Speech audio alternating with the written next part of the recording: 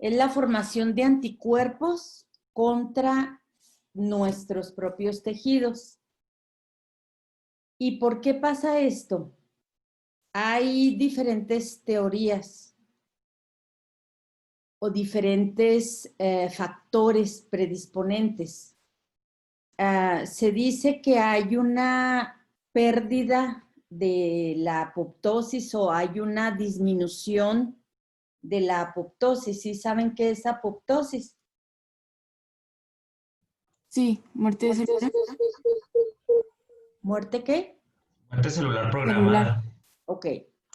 Entonces, por algún motivo, ustedes saben que las células tienen una vida media.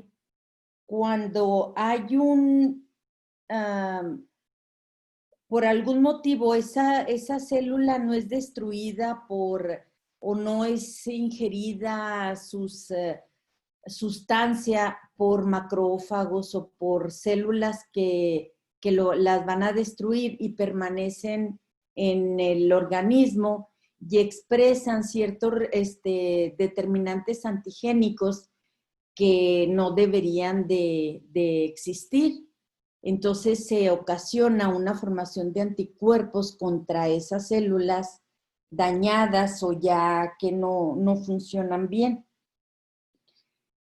Otra de las cosas es que hay situaciones ambientales, pero siempre y cuando tengamos algún factor predisponente, que una persona tenga intolerancia a la luz ultravioleta con expresión de nuevos antígenos en la piel, por ejemplo, y que se forman autoanticuerpos por esa situación. Existen factores genéticos predisponentes a estas enfermedades, como la asociación con antígenos de histocompatibilidad, tanto el HLA1 como el HLA2. ¿Sí se acuerdan cuáles son los antígenos de histocompatibilidad tipo 1? Sí, esos son los que presentan, bueno, las células de nuestro cuerpo. Sí, pero ¿cuáles son los tipo 1 y cuáles son los tipo 2? Pues los tipo 1 se encuentran en lo que son los linfocitos TH1 y todas las células del cuerpo. Y en los CD8 Ah, sí. y los dos en los CD4. Ok. Pues todas las células lo presentan. Bueno, y la representación esquemática de los antígenos de histocompatibilidad tipo 1, ¿dónde se sintetizan? ¿Qué características tienen los tipo 1 y qué características morfológicas tienen los tipo 2? Bueno, los tipo 1 y los tipo 2 son sintetizados en el brazo corto del cromosoma 6. Los tipo 1 tienen una sola cadena de ADN unida a una beta 2 microglobulina. Y los tipo 2 tienen dos cadenas unidas, tienen una fracción variable también los tipo 1, tanto como los tipo 2, que se llaman FAB. Hay una región hipervariable, que es donde se unen los antígenos, y están unidos a una fracción constante. Esa fracción constante pues se une a la membrana celular y son sintetizados ante cualquier estímulo o ya tiene la predisposición de presentarlos el huésped. Factores infecciosos también son importantes para que se expresen ciertas enfermedades autoinmunes. Entonces, todo esto, más otras situaciones que se alteran, van a condicionar una respuesta normal frente a estructuras propias. Mientras no sepamos la causa exacta de las enfermedades autoinmunes, pues siempre vamos a tener factores predisponentes. Por eso se detectan ciertos factores para que se presente la enfermedad. ¿Sí? Entonces, tomando en cuenta esto, pues vamos a hacer pruebas para determinar o detectar que estamos ante la presencia de una enfermedad autoinmune o no, una enfermedad reumatológica que no sea autoinmune. Por ejemplo, ¿cuál es la enfermedad reumatológica más frecuente? La artritis reumatoide. La artritis reumatoide es una enfermedad autoinmune, es de las más frecuentes, pero no es la más frecuente. Hay dos más frecuentes que esa. La artrosis. Lupus. Ah, ¿La qué? Ay, no te oigo. La osteoartritis. O osteoartrosis. Sí, ¿verdad, Diana? Sí. Ok. En la osteoartrosis, pues no vamos a tener exámenes de laboratorio específicos, sino que va a ser por exclusión. Entonces,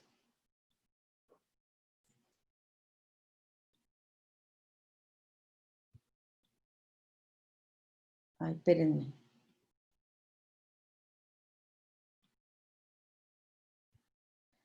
Tenemos que tener una serie de situaciones.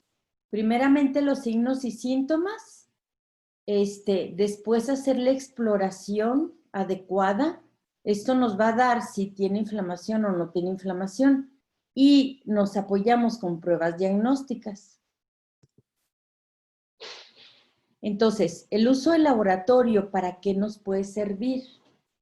Bueno, una vez que tenemos las manifestaciones clínicas, la exploración física, podemos inferir que hay un diagnóstico y apoyados con estudios de laboratorio que aún no sí son altamente específicos para la patología, pues ¿para qué nos va a servir? Para hacer un diagnóstico diferencial. Por ejemplo, si tenemos un anti-DNA de doble cadena con títulos altos más manifestaciones clínicas, pues pudiéramos inferir que es un paciente con lupus.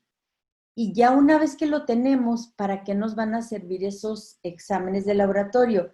Pues para cada vez que veamos al paciente evaluar la actividad de la enfermedad.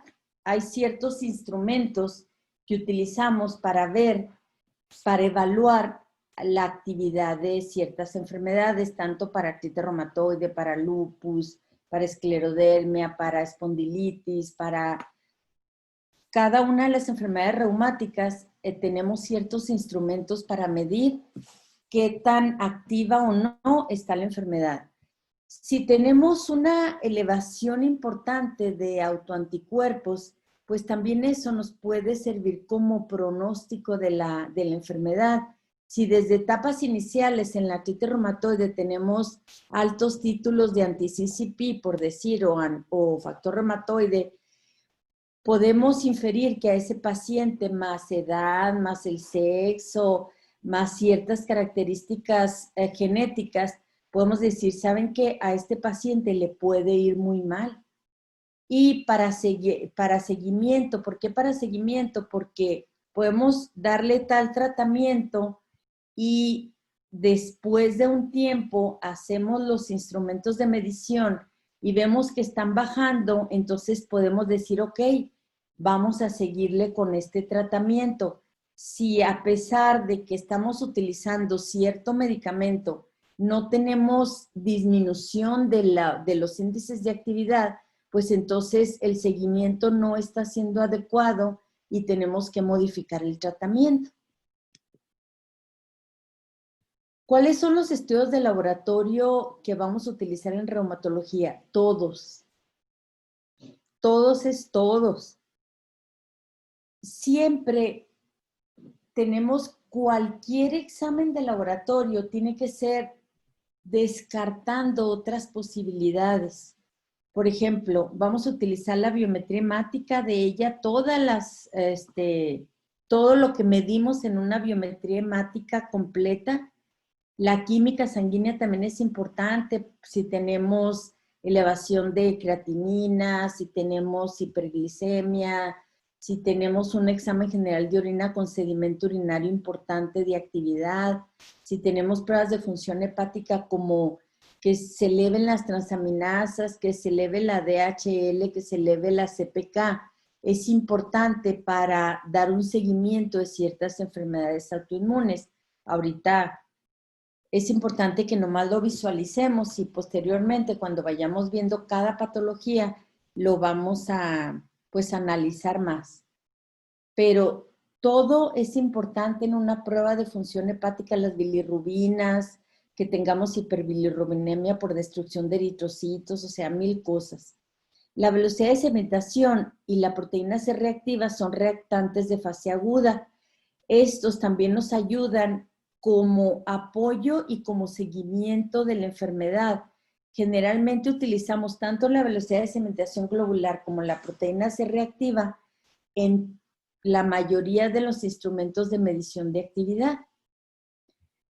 Estos son básicos. Entonces, por ejemplo, si tenemos una anemia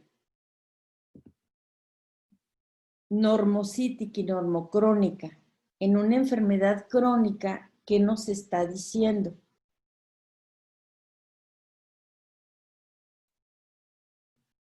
Si ya tenemos detectada que es una artritis reumatoide, que es lupus, ya sabemos que ya hicimos los criterios de selección de cada patología y decimos, ok, entonces vamos a ver la biometría. Tenemos una anemia normocítica normocrómica. Pues, Dime. pues no podría ser por la misma inflamación crónica. Así es. Pero en cambio tenemos una anemia microcítica hipocrómica con un paciente que tiene una enfermedad crónica, que tiene artritis reumatoide, que tiene lupus o que tiene esclerodermia. ¿Qué nos está diciendo? ¿Qué tenemos que hacer? Ahí ya podemos pensar en anticuerpos contra las células, o sea, contra los eritrocitos. No. Cuando hay anticuerpos es normocítica normocrómica. ¿Por qué? Porque destruye los eritrocitos. Pero si Yo pensaría, dime. lo siento, yo pensaría más en el perfil del hierro, Ándale. pénica. Microcítica hipocrómica, o sea, no tiene color y está chiquito. Bueno, pues entonces hay que descartar que haya falta de sustancias para formar glóbulos rojos, para formar hemoglobina, glóbulos rojos. Entonces, exactamente, aquí tenemos que hacer pruebas ferrocinéticas. Y fíjense, apenas estamos diciendo de los eritrocitos. Entonces, siempre los eritrocitos pueden no estarse formando o por falta de sustrato, como en microcítica hipocrómica, por pérdida, por sangrado de tubo digestivo o por destrucción. La destrucción sí tiene que ver con la autoinmunidad. Entonces aquí esa anemia la veríamos normocítica normocrómica. ¿Ok? Como exámenes de laboratorio especiales, pues podemos utilizar el factor reumatoide, el anti-CCP, el antígeno histocompatibilidad tipo 1. No dijimos cuáles son los antígenos de histocompatibilidad tipo 1. Dijimos la estructura, dijimos en qué célula se encuentra, pero ¿cuáles son los tipo 1 y cuáles son los tipo 2? Por ejemplo, el HLA-B27, ¿qué es? ¿Tipo 1 o tipo 2?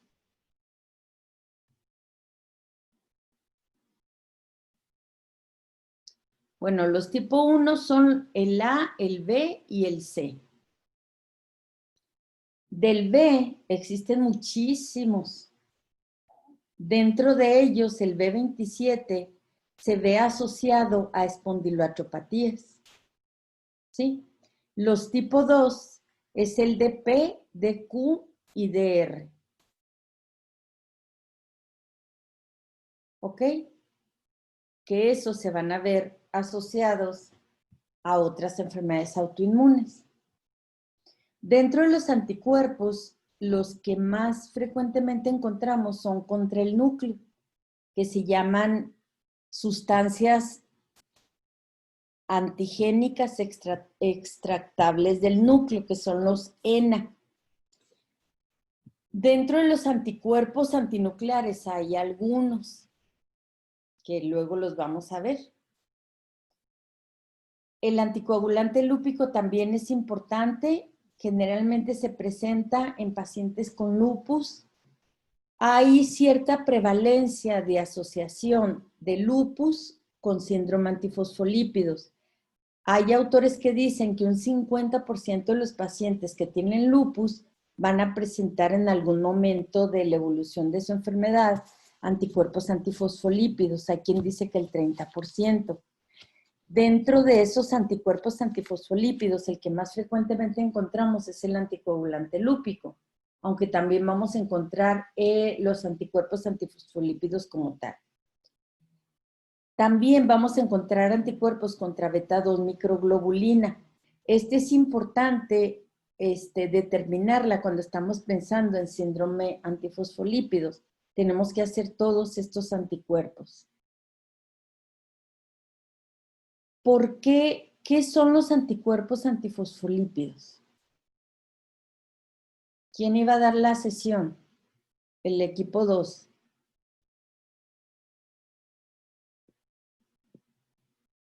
¿Contra qué van dirigidos estos anticuerpos?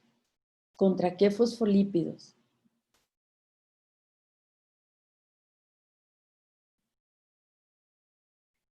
Las membranas celulares tienen una capa lipídica. Todas las membranas celulares tienen capa lipídica.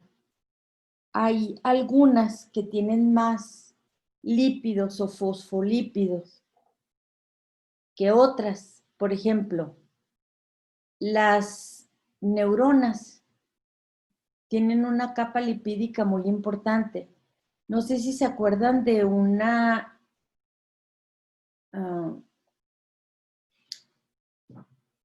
¿cómo se llama? De una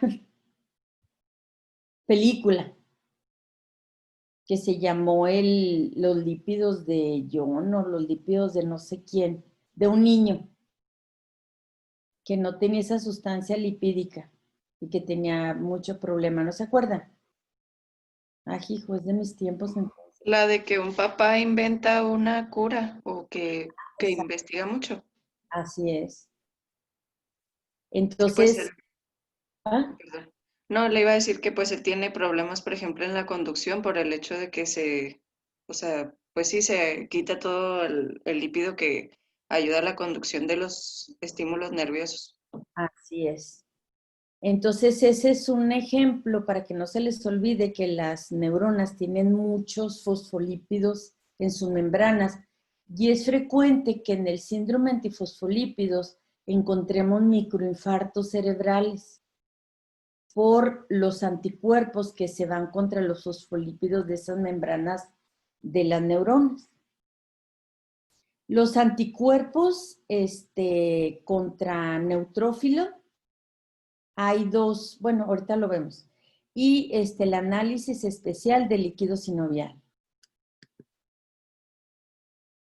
Entonces, les decía que la biometría hemática es súper importante para todas las enfermedades reumatológicas o no reumatológicas. Pero, por ejemplo, en el lupus, ¿cuál es la característica del lupus?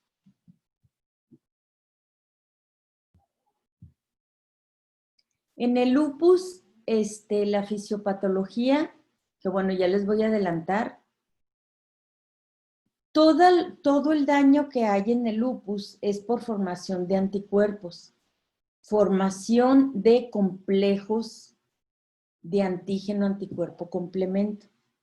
Y el daño tisular, el daño en los eritrocitos, todo es por complejos inmunes. Y esos complejos inmunes se depositan. Entonces, al haber anticuerpos contra los eritrocitos, pues vamos a tener anemia. Dijimos que el hematocrito, el volumen corpuscular medio están normales. En el lupus, por ejemplo, vamos a tener, como se forman anticuerpos contra plaquetas, vamos a tener baja de plaquetas, trombocitopenia, menos de 100,000. Leucocitos, pues también leucopenia por formación de anticuerpos, linfopenia, neutropenia, todo el lupus vamos a tener cuando haya actividad hematológica. Si no hay actividad hematológica, pues no vamos a tener baja hemoglobina, ni de las series hemáticas. Mientras que en la artritis reumatoide podemos tener trombocitosis arriba de 350,000, eosinofilia también podemos tener. En el síndrome antifosfolípidos también podemos tener eosinofilia, en las vasculitis también. ¿Y para qué nos sirve? Por ejemplo, en el lupus podemos tener anemia hemolítica autoinmune. Dentro de los criterios de clasificación de lupus está un apartado especial para anemia hemolítica autoinmune. Nos va a servir como apoyo diagnóstico, como seguimiento, monitorización de los medicamentos. O sea, no nada más la anemia o la trombocitopenia la vamos a tener porque tenemos actividad de lupus, sino también por los medicamentos que utilizamos, como son, por ejemplo, la satioprina, la ciclofosfamida. Como efecto secundario, alteran la síntesis de hemoglobina, de leucocitos, de plaquetas. Entonces es importante que tengamos en cuenta que esto también nos puede ocasionar daño en las series hemáticas. También podemos tener complicaciones relacionadas a la enfermedad de base. Por ejemplo, el lupus, que en algún momento no tuvimos manifestaciones hematológicas y de repente las tenemos.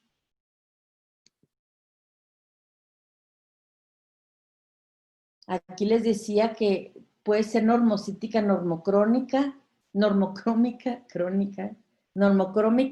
en anemia hemolítica, o sea, por destrucción, en el lupus, en el síndrome antifosfolípido, mientras que la deficiencia de hierro nos va a dar una microcítica hipocrómica.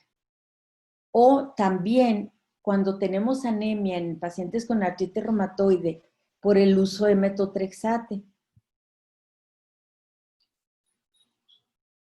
En artritis reumatoide les decía que puede haber trombocitosis, también trombocitopenia pues por uso de ciertos medicamentos. Por ejemplo, en artritis inflamatoria juvenil sistémica, que es un apartado especial, podemos tener leucocitosis arriba de 18,000. Esto es importante porque hay pacientes generalmente, como su nombre lo dice, es en juvenil, puede haber en niños y tenemos que hacer el diagnóstico diferencial con, ¿qué creen? Si tenemos una leucocitosis importantísima. ¿Con una infección? Aparte de una infección, ¿Leucemia? leucemia, ajá. Y sí me ha tocado tener varios niños con hemartrosis.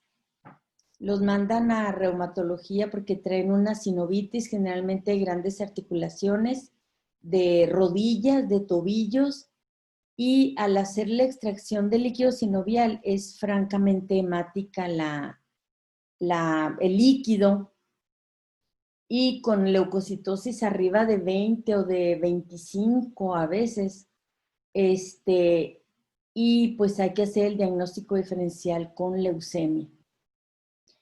Leucopenia en cualquier enfermedad autoinmune. Podemos tener una asociación de neutropenia con síndrome de Felty o con efecto de los medicamentos. El síndrome de Felty es neutropenia, hepato y esplenomegalia, generalmente asociado a artritis reumatoide.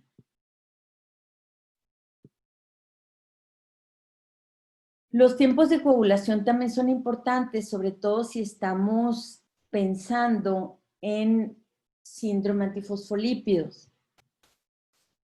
Parte de los datos indirectos de un síndrome antifosfolípidos, vamos a tener TP, TPT alargado o cuando tenemos un síndrome antifosfolípidos con trombosis de arterias o de algún órgano mayor que tenemos que anticoagularlos, entonces nos va a servir como monitorización de anticoagulación.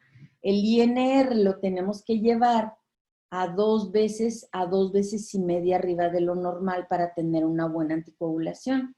Eso ya lo veremos en síndrome antifosfolípidos. Por ejemplo, la química sanguínea, pues es importante ver la urea y la creatinina en pacientes que tienen nefropatía lúpica o en enfermedades vasculitis de pequeños o medianos vasos en los cuales estamos pensando en Church-Strauss, que es una nefropatía por IgA y que podemos tener elevación de la creatinina, y hay ciertas características que nos van a apoyar para pensar en esto. Les decía de las transaminasas, podemos tenerlas elevadas, inclusive podemos tener una hepatitis autoinmune, en la cual vamos a tener ciertos autoanticuerpos presentes. Bilirrubinas, colesterol, la fosfatasa alcalina, la DHL, todo esto nos puede servir para determinar o dar seguimiento a una, ya sea una hepatitis autoinmune, una hepatitis por medicamentos o una anemia hemolítica. La albúmina y la globulina, la albúmina puede disminuir, ya sea porque estamos perdiendo proteínas por la orina o por desnutrición en pacientes que tienen alguna enfermedad crónica. También los medicamentos nos pueden ocasionar alteraciones en estos exámenes de laboratorio de pruebas de función hepática. Podemos tener, como les digo, hepatitis por medicamentos, por el metotrexate, por ciertos antiinflamatorios no esteroideos. El perfil tiroideo también nos sirve porque se asocia a enfermedades autoinmunes sistémicas. Si bien, por ejemplo, podemos tener la tiroiditis de Hashimoto, que vamos a tener anticuerpos antimieloperoxidasa, antitrombina 3 y anticuerpos antitiroideos, que son órganos específicos, pero hay cierta frecuencia de asociación de una enfermedad organoespecífica autoinmune como la tiroiditis de Hashimoto con otras enfermedades. A veces se asocian con Sjögren, con lupus, con enfermedad mixta del tejido conectivo. Entonces, si bien sí podemos inferir que es órgano específico, pero recuerden que hay ciertas asociaciones de enfermedades sistémicas. El ácido úrico, dentro de las enfermedades reumáticas también, la más frecuente en hombres es la gota, que no es una enfermedad autoinmune, en la cual podemos tener valores de ácido úrico arriba de 7. ¿Por qué es importante tener en un paciente que ha tenido un ataque agudo de gota, una vez que establecemos que tuvo hiperuricemia y que tiene gota, hay que mantener los valores de ácido úrico menores a 7 en hombres y menores a 6.5 en mujeres? Acuérdense que podemos tener gota sin que tengamos una elevación de ácido úrico. O al revés, podemos tener hiperuricemia y un porcentaje sí alto, arriba del 70%, pueden tener ataques agudos de gota. Inclusive la sola hiperuricemia sin gota es importante tratarla. ¿Por qué? Porque esto se puede precipitar y puede formar cálculos de ácido úrico tanto en riñón como en vesícula biliar, como en tejidos. Y en riñón puede ser una causa de insuficiencia renal. ¿Sí? Entonces, lo característico de la gota, pues que sea un hombre entre la quinta y sexta década de la vida por lo general, aunque hay gota congénita, que lo podemos tener desde desde jóvenes, desde los 15 a 20 años, empiezan a presentar ataques agudos de gota y formación de tofos. Esto muchas veces es familiar y sí me ha tocado ver miembros de una familia que sean 3 o 4 con tofos muy importantes. Entonces, acuérdense que la hiperuricemia asintomática no va a diagnosticar gota, ¿sí? Esta es una fotografía de un paciente con tofos, o sea, muy, muy, muy severo, y también hay que buscarlos en los pabellones auriculares. Tenemos una radiografía con tofos. ¿Se acuerdan que vimos que viéramos partes blandas? Y que ahí se determinaría si hay, bueno, se puede inferir que hay depósito de ácido úrico. El examen general de orina es muy importante en el lupus, en las vasculitis. En el lupus, el sedimento urinario, podemos tener cilindros hialinos, proteínas en rangos nefróticos o no, e inclusive podemos tener leucocituria. Si tenemos una leucocituria con cilindruria y proteinuria en rangos nefróticos sin bacteriuria, esto nos descarta una posibilidad de infección. Sino que, y si ya tomamos en cuenta todos los criterios para lupus, pues entonces pudiéramos decir que esa alteración en el examen de orina es por esta enfermedad autoinmune o ciertas vasculitis que podemos tener ahí, eritrocituria. La velocidad de sedimentación globular, dijimos que son reactantes de fase aguda. Es importante como tamizaje en las enfermedades inflamatorias como tal. Pueden aumentar sin alguna enfermedad autoinmune, eso hay que tomarlo en cuenta, o sea, no es un diagnóstico, sino un apoyo. Por ejemplo, el solo hecho de tener una edad avanzada, el ser mujer durante el embarazo o cuando tienen anemia de cualquier tipo, se puede elevar la velocidad de sedimentación globular. También se puede disminuir en algún proceso infeccioso con una leucocitosis extrema, que tengamos una patología hematológica como policitemia, anormalidad en las proteínas y todas estas características, todas estas situaciones clínicas en las cuales podemos tener alteración en la sedimentación.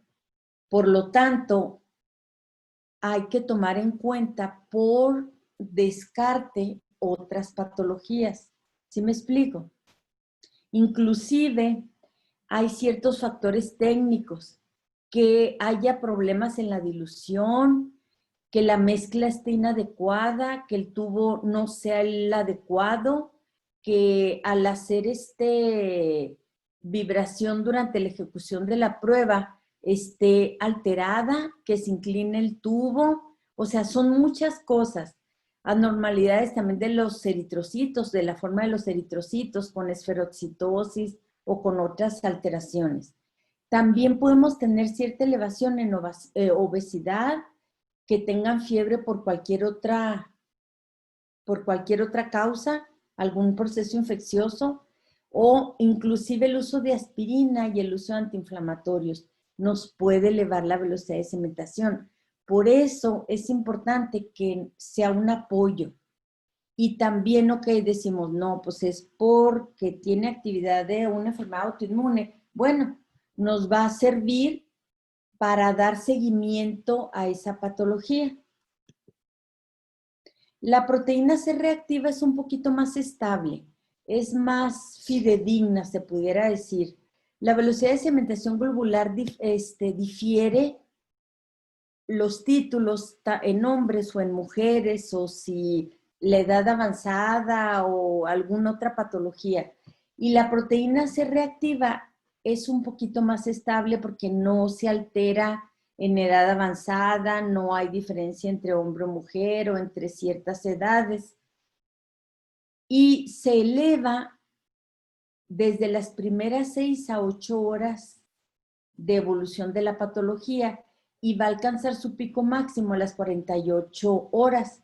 Es importante que en procesos crónicos este nivel va a persistir. Cuando lo tenemos arriba de 1 y tenemos otras manifestaciones, podemos utilizarlo como apoyo diagnóstico y como seguimiento. Por ejemplo, en enfermedades reumáticas, de todas maneras, ¿en cuáles está? Pues en estas que aquí les presento, que luego las vamos a ver.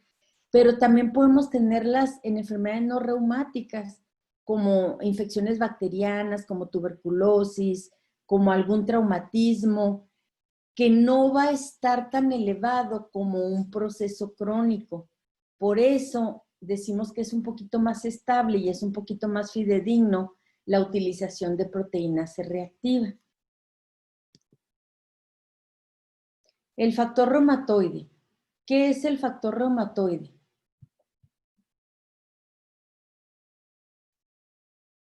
¿Quién estudió la presentación? Pues mencionaba que era una IgM que atacaba a la IgG, o sea, la parte FC del IgG, pero que también podía ser pues una IgG o que podía ser una IgA, incluso hasta IgE. Exacto. Pero, ¿qué es la FC?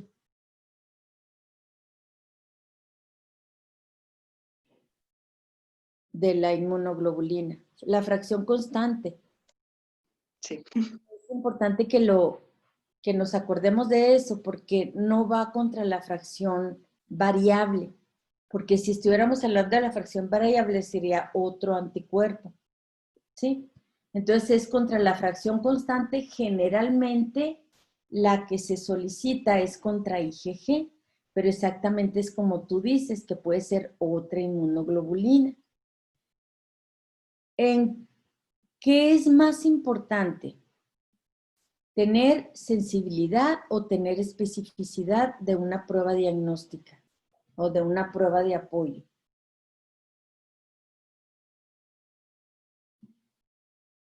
¿O las dos es igual? Pues es que depende para qué o sea, lo queremos, ¿no, doctora? Para lo que quieras. Siempre una prueba, lo ideal es que tenga una sensibilidad muy alta y una especificidad muy alta, las dos. Pero si tenemos que decidir, es más importante que sea específica. Por ejemplo, la prueba del SIDA. ¿Qué es más importante? Una prueba que no es tan específica. La sensibilidad es la prueba que detecta a los que tienen enfermedad, que sí la tienen. Sensibilidad es que sí tienen la patología. Y especificidad es que descarta a aquellos que no la tienen. ¿Sí? Entonces, por ejemplo, tenemos una prueba de SIDA que no sea muy específica y que sea muy sensible. Entonces dices, ¿sabe qué? Usted tiene SIDA con una especificidad muy poca.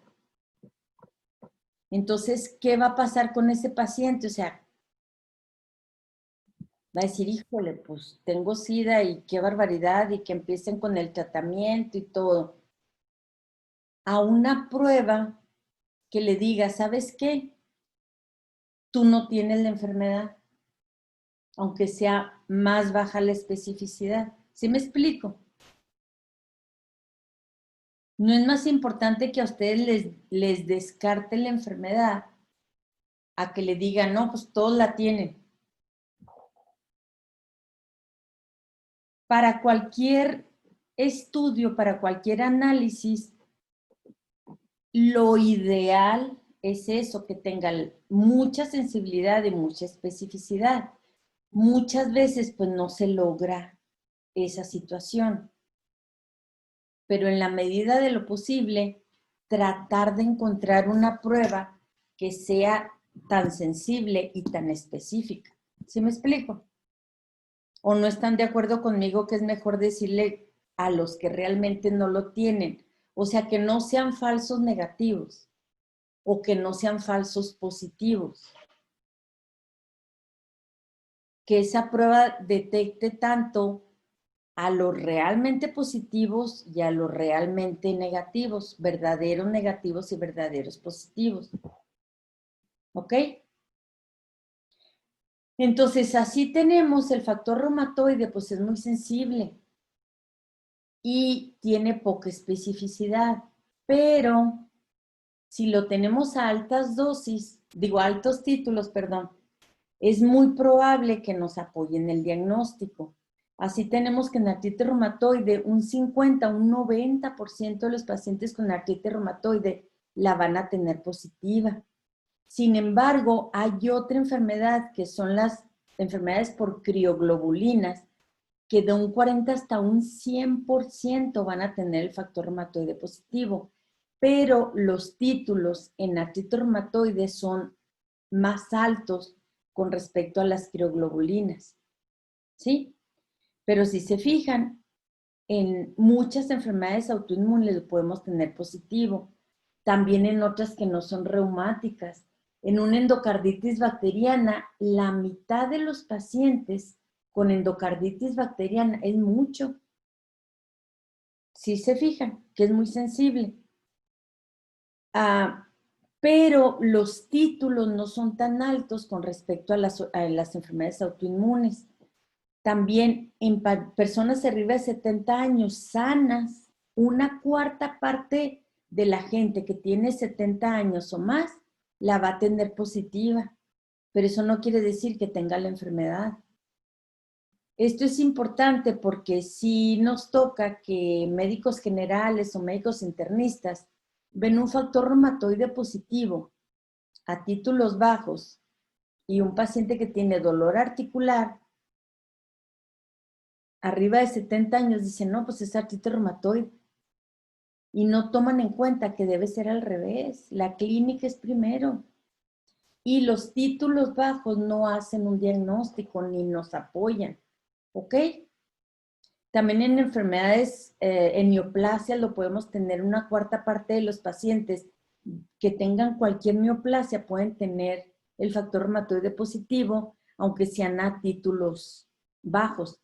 Independientemente de la edad, de un 5 a un 7% de las personas adultas pueden tener el factor reumatoide positivo, pero recordemos, a títulos bajos. ¿Ok? Bueno, estos anticuerpos contra péptidos citrulinados cíclicos están presentes y hay criterios de clasificación que ya los tomaron en cuenta en los más recientes criterios de clasificación de artritis reumatoide, en la que en la única patología que se encuentran presentes hasta el momento es en la artritis reumatoide. ¿Qué es lo que pasa? Estas proteínas se citrulinan y en lugar de arginina lo cambian a citrulina. Y esos péptidos citrulinados se les van a formar autoanticuerpos que se llaman anti-CCP y son marcadores muy sensibles y también son muy específicos. Se fijan, esta prueba diagnóstica o este examen de laboratorio es muy sensible y también es muy específico para artritis reumatoide. ¿Sí? Y también es importante en etapas iniciales, si lo tenemos presente, podemos decir, este paciente o esta paciente, su pronóstico puede ser malo porque desde ahorita hay anticuerpos contra esos péptidos y me va a hacer una artritis erosiva a muy corto tiempo. Es por eso la importancia de determinarlo para dar tratamiento específico. Aquí tenemos los criterios del Colegio Americano de Reumatología y del Congreso Europeo de Reumatología, el americano y el europeo. Lo dictaron en 2010, en donde anteriormente no se tomaban en cuenta las puntuaciones si lo tenían presente o si lo tenían ausente. Entonces aquí tomamos en cuenta clínicamente lo que estamos viendo la serología, los reactantes de fase aguda y la duración. Estos 4 apartados son los que tomamos para determinar si un paciente tiene artritis reumatoide. Es nada más aquí para representarles que se tome en cuenta la proteína C reactiva y la velocidad de cementación globular. Si tenemos anormal la proteína C reactiva y normal la velocidad de cementación globular, la puntuación que tenemos, ¿sí? Y si tenemos baja positividad de factor reumatoide y baja positividad de anticuerpos contra péptidos citrulinados o alta, el peso que nos va a dar en la escala para determinar si tiene artritis reumatoide. Entonces, como ven, todas las enfermedades reumáticas tienen criterios clínicos de laboratorio y aquí no tomaron en cuenta la radiografía, pero también ya cuando tenemos daño radiográfico, It's 13 hours. es importante para ver en qué estadio de la enfermedad está. Los anticuerpos, pues ya dijimos que son fundamentales para excluir un diagnóstico o para apoyarlo. Se dice que no hay lupus seronegativo. ¿Qué quiere decir? Que el lupus, les digo, como esencia, el daño es por depósito de complejos inmunes. Ese depósito de complejos inmunes es antígeno, anticuerpo y complemento. No hay otra hasta ahorita. Hay ciertas corrientes que dicen, no, es que sí puede existir un lupus seronegativo porque lo estás viendo en diferentes etapas. Bueno, pues a lo mejor, pero en algún momento tuvo determinación y presencia de anticuerpos. ¿Sí? Bueno. Aquí vamos a ver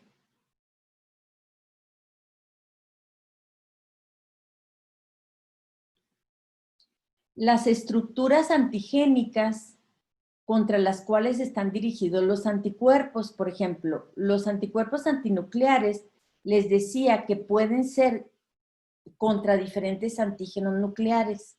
Por ejemplo, aquí autoanticuerpo pues es contra el DNA, contra las histonas, contra el DPN o complejo ADN histona, ¿sí?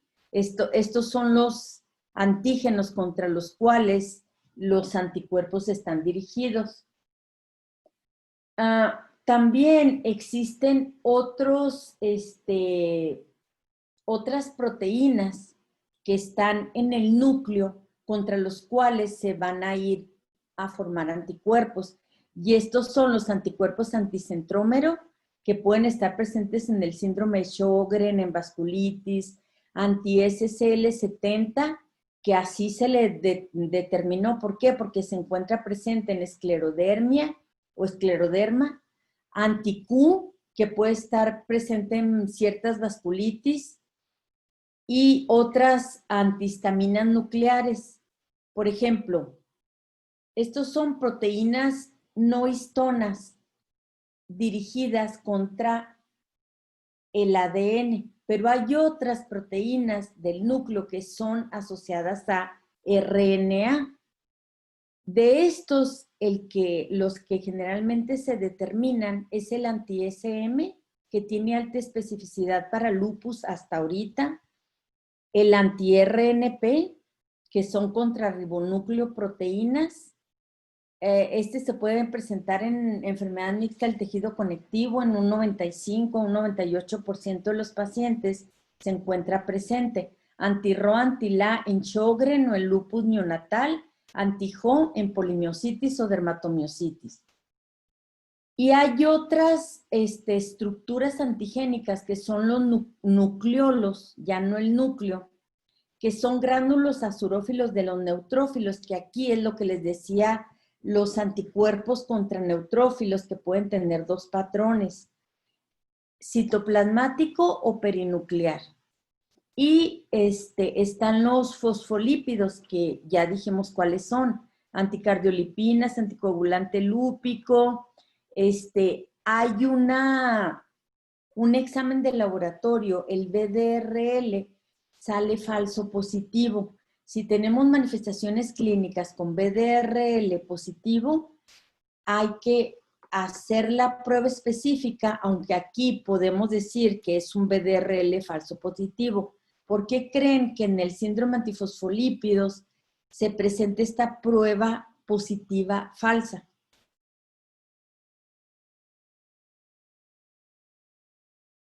Porque las reaginas que se utilizan tienen muchos fosfolípidos. Entonces, si hay anticuerpos antifosfolípidos, van a reaccionar contra estas reaginas y van a hacer la prueba falsa positiva. ¿Sí me explico?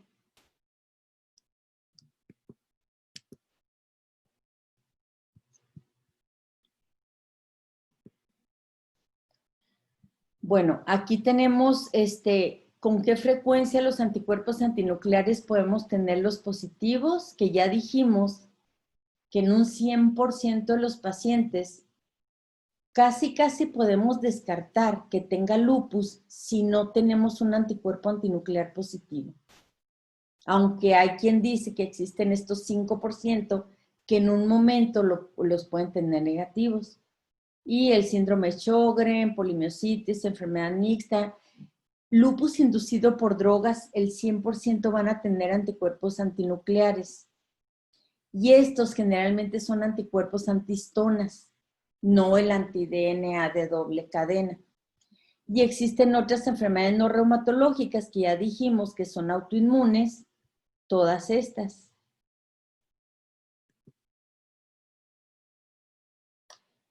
Hay diferentes patrones. La determinación de anticuerpos se hace, por lo general, por inmunofluorescencia, también se pueden hacer por el método de ELISA, y se clasifican según el patrón que presentan.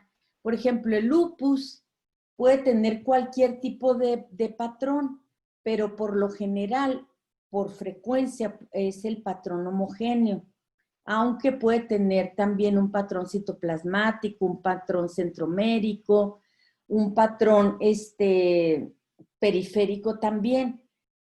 Pero hay ciertos patrones que se presentan más centroméricos, como el anti-CL70, el anticentrómero, en escleroderma, en el síndrome de Crest, y ciertas características que pueden tener de patrón. Por ejemplo, si tenemos un moteado grueso con manifestaciones clínicas de enfermedad mixta del tejido conectivo, bueno, pues decimos es una enfermedad mixta del tejido conectivo.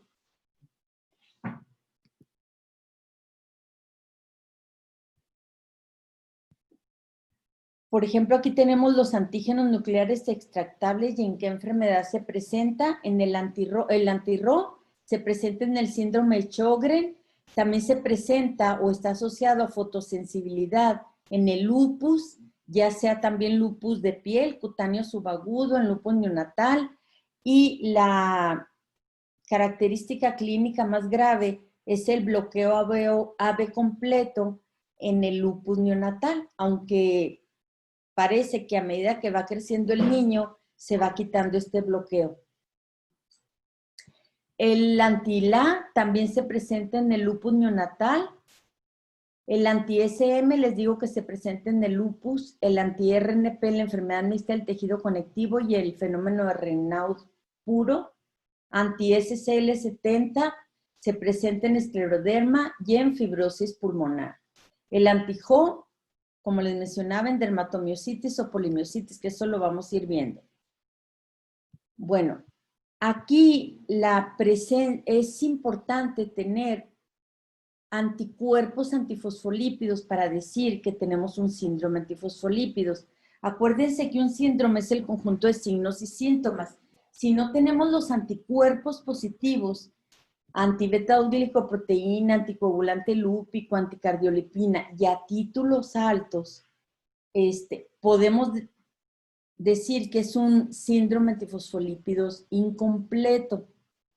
es importante hacer la prueba a las 12 semanas. Es frecuente que pacientes con embarazo y que tengan abortos de repetición, los ginecólogos piensen que hay un síndrome antifosfolípidos y es real. No más que hay que hacer la determinación, si tenemos títulos bajos, hay que hacer la determinación a las 4 semanas o a las 12 semanas para determinar si es un síndrome antifosfolípidos. Generalmente lo adelantamos a 4 semanas porque pues en el embarazo es importante que no vayamos a tener trombosis de la arteria uterina. ¿Sí? Aquí dice, se deben realizar en al menos 2 ecuaciones, por lo menos separadas de 12 semanas, pero si es en un embarazo, se puede acortar el tiempo. Falsos positivos, podemos tener infecciones, neoplasias o medicamentos. Acuérdense que hay que ver los títulos. Los ANCAS generalmente se presentan en vasculitis de pequeñas o de medianas arterias, como la granulomatosis de Wegener, el Chur-Strauss y la poliangiitis microscópica. Y como les decía, se determina por inmunofluorescencia, aunque también se puede determinar por el método de Lisa. Aquí vamos a tener dos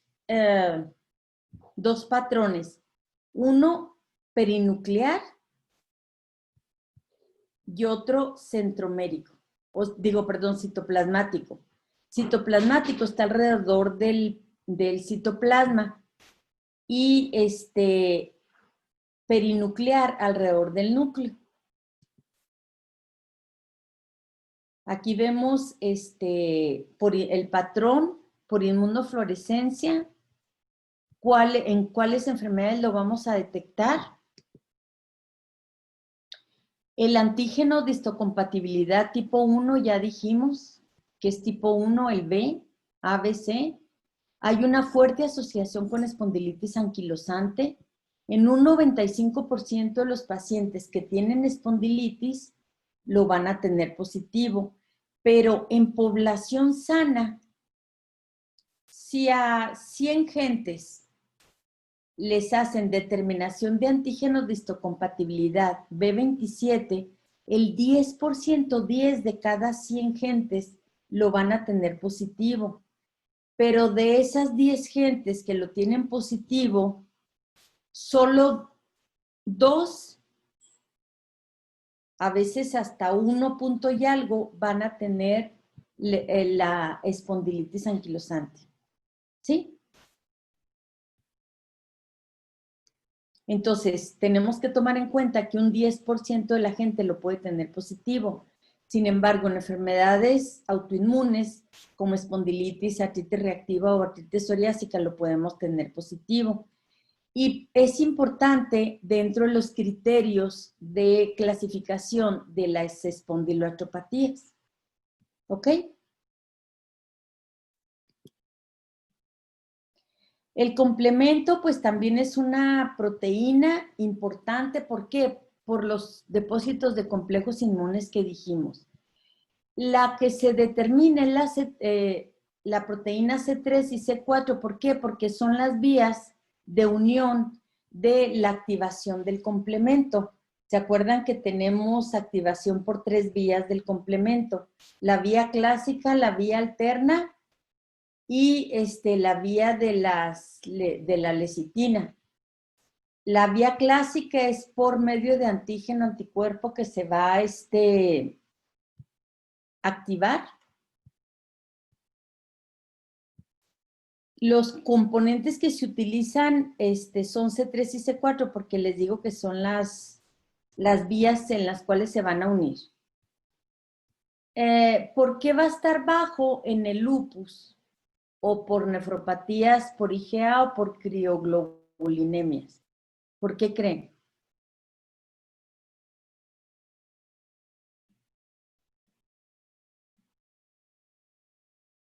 por lo que les he estado diciendo, por el depósito de complejos inmunes, entonces consume complemento.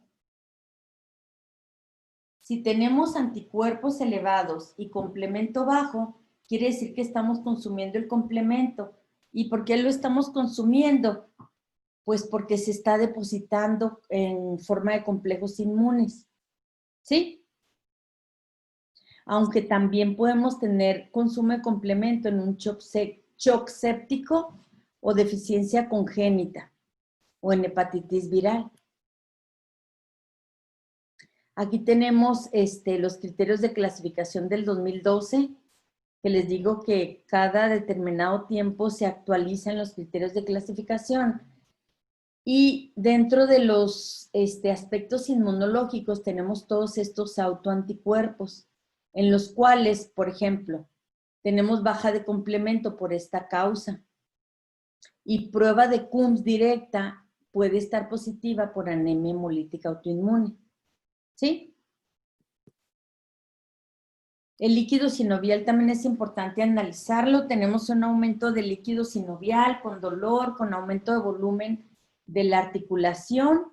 Entonces, es importante, aquí sí podemos hacer un diagnóstico diferencial de causa de sinovitis al extraer el líquido. Tenemos que ver las características físicas del líquido, el color, la turbidez, la viscosidad.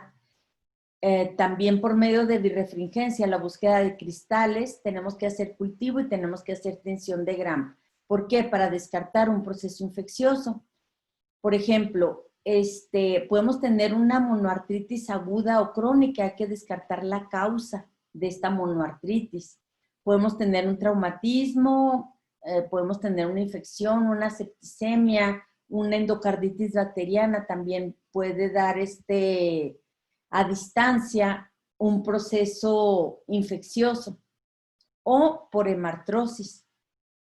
Aquí tenemos las características del líquido sinovial, el cual el líquido sinovial debe ser completamente transparente, puede no tener color o color paja.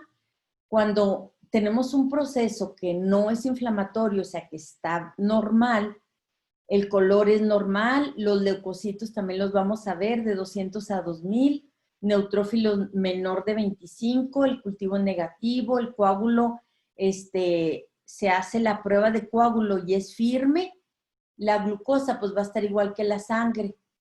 Mientras que un inflamatorio, llámese artritis reumatoide, llámese gota, podemos tener un proceso inflamatorio de 2.000 a 75.000 leucocitos, neutrófilos más de 50, el cultivo negativo y el coágulo de mucina se rompe fácilmente.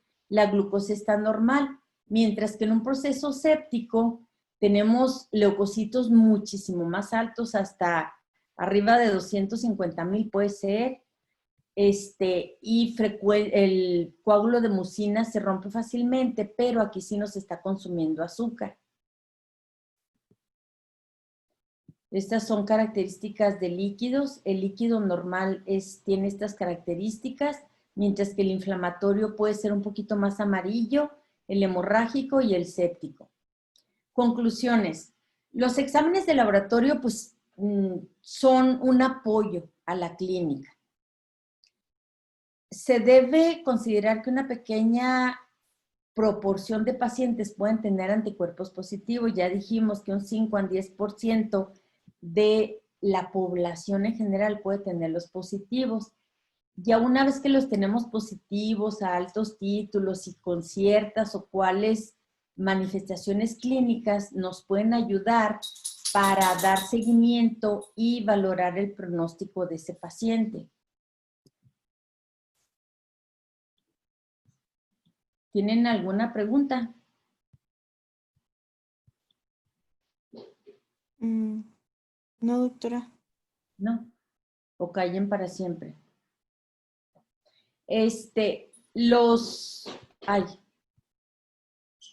Ay, ¿dónde estoy? Ya me fui. Ah, no. ¿Qué les iba a decir? Los artículos que me enviaron están muy bien. Así es como deben resumirlos. Resumieron bien quiénes son los autores, eso es lo primero, el título, de dónde son, dieron una reseña de cuál es el objetivo de ese artículo y dieron una reseña en las conclusiones. Así está muy bien. Y los tres, si ustedes se fijan, tres son los que tienen que ver con el equipo, ¿verdad? ¿Qué son? ¿Quiénes? Sí, es Mariana, Hatsibe y Fernando. Ok. Mándenselos por favor a sus compañeros y también los primeros que enviaron también están bien. Nomás sí, lo único que les dije que tenían que ampliar un poquito más en la discusión y qué era lo que se estaba analizando. De hecho, sí se los mandé, doctora, ¿le llegaron? Tienes que mandar, sí, Ok. sí, ya los corrigieron, están muy bien. Entonces, eso es lo importante, que entre ustedes se los manden y si ven lo que les expuse, es exactamente lo que sus conclusiones de sus artículos dijeron, que es un apoyo, que son útiles, que cada vez más hay exámenes de laboratorio. Lo que sí les sugiero es que procuren sacar artículos de revistas indexadas importantes, como por ejemplo el New England Journal, como el JAMA, como el de Medicina Interna, como, ¿sí me explico? O sea, no que estén mal las revistas latinoamericanas, no estoy diciendo que están mal, pero sí nos aportan un poquito más de datos porque son un poquito más escrupulosos en hacer la selección de los artículos. ¿Sí me explico? Bueno, si no tienen ninguna pregunta, entonces nos vemos el siguiente martes. Doctora, solo una pregunta. ¿Qué tan viejos pueden ser los artículos? Espérame un momentito. Bueno, bien, estoy aquí en la clasecita. Ahí le regreso la llamada. Bye. ¿Qué tan viejos? No. O sea, puede ser que, no sé, de 5 años a la fecha. 2015, 2014 todavía. Ok. Sí. Y sí existen. Sí, es que de hecho hay muchos de 2014, por ejemplo. Bueno, yo me encontré muchos. Uh-huh. Ok. Sí, igual pueden ser 2014 a la fecha. Ok. Muy bien. Bueno, Marco, ¿tienes alguna pregunta? No, doctora.